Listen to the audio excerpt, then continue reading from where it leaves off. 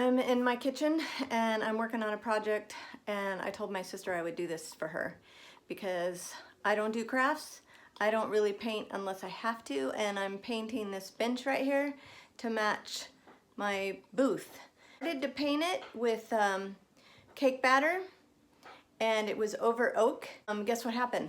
It started to do bleed through, that thing, you know, that nobody likes to deal with. So Debbie just came out with a brand new product called Salvation Solution. I went over to her house today and I'm like, hey, can I have some of that Salvation Solution stuff? Because I need it. And she's like, what do you need it for? And I'm like, I'm doing a project. And she's like, you are painting? And so, yes, I admit it, I'm painting. So, but anyway, let me show you the project. It is this, and see, there's the bleed through, this horrible whatever. It looks like the paint is still wet, and it just came through really gross. So here's the Salvation Solution. I love the name, Salvation Solution. It's redemption for rebel furniture. Primer that redeems sinful furniture to its original purity by banishing stains, bleed through, and wood tannins for a fresh, angelic start. I don't know how my sister comes up with all these amazing little names and stories behind the names, but she's awesome. So I'm gonna do it. So watch me paint.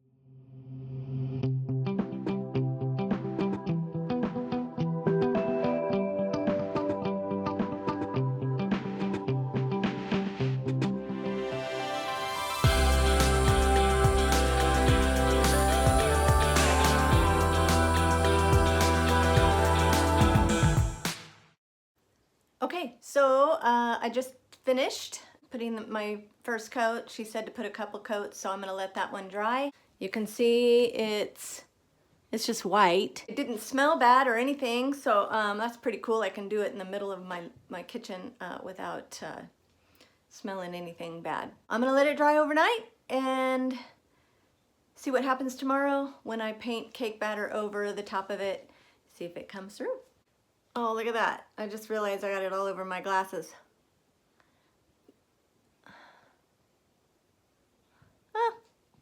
I'm sure it'll come off. Okay, so while I'm waiting for this paint to dry, I got a story to tell you about Debbie. Debbie always used to like bite into C's candy chocolates and decide she doesn't like it. She'd bite into it and go, I don't like that one, and she'd put it back in the box and leave it for the next person to come along and find a half-bitten piece of chocolate. And then she would always deny doing it and blame it on somebody else, usually me. Being Debbie's sister, you have to learn how to defend yourself. So one day, Debbie and I are in our mom's kitchen. Debbie is rummaging through the refrigerator trying to find something to snack on. And I'm sitting at the bar and we're talking, and she pulls out this piece of cheese, one of those little tiny wrap piece of cheese that our mom got in a basket from like Harry and David. She opens it up and she eats it. She takes a bite of it and she decides, I don't like this. So she wraps it back up, puts it back in the refrigerator, and I'm looking at her like, what? That is so rude. Stop it.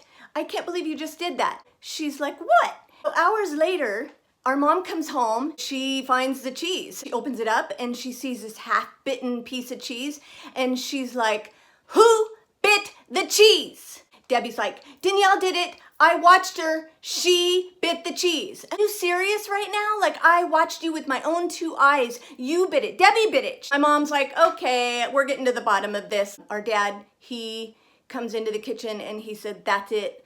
We are getting to the bottom of this. No more of this blame game. We're gonna find the real biter of the cheese. Our dad, brilliant. I can't believe he thought of this. I was so happy he's gonna get to the bottom of this. He takes out a new piece of cheese and he tells Debbie, bite it. And I can see where he's going with this. And then he tells me, bite the cheese. And he's gonna match the teeth prints. I love it. Finally, I'm gonna get vindicated. Debbie's like, I'm not biting that cheese. No way. Of course, she knows she's gonna get caught. Dad says, bite the cheese. Bite the cheese. I'm gonna match the teeth prints. So you all know how this story ends. Debbie had to bite the cheese. I had to bite the cheese. My dad matches the teeth prints. voila, she's caught red-handed. She didn't admit remembering. How can you not remember like 4 hours earlier that you just bit the cheese? Okay, so it's a new day and I let my bench dry overnight, and I also decided to clean off my table because it was really a disaster yesterday when I was filming. After cleaning up house, I put layered chocolate over it, and so far so good, like no lines, but I guess the true test is when I put cake batter over it because it's a lighter color. We'll see if the bleed through is better. Mom! Oh my gosh! Oh my gosh, I must have fallen asleep. Stop recording! I need to get dressed. So I got dressed. Sorry about that. My daughter walked in and found me fallen asleep over this labor-intensive project that I cannot stand doing, but I'm just about done. Well, this is where I give you the big reveal, and but I have a confession to make. In how we're on the topic of confession, my sister told me to put 2 coats of the salvation solution on, and I got impatient, so I only did 1, and it worked really good, but there's still a little bit of bleed through, and after I finished it all, I was like, oh, I should have listened to my sister. It's good enough for me. Just, it's good enough, okay? I'm sick of this project. I'm over it. I'm done. I'm about ready to reveal it to you. My daughter's gonna sew me some pillows and seat cushions anyway, so half of it's not gonna show, and I'm ready to do hair again. Let's check the bench. There's the finished project. It's not an exact match, but neither is the bench. I'm gonna enjoy my bench now, and I hope you enjoyed the fun story about Debbie. I cannot wait till this lockdown is over. I miss my job. I love my sister, and I love her creativity. She is awesome. She needs to keep doing this, and I need to go back to the salon and do hair. I need to do what I love, but I will admit, it's been fun, a little bit. Bye!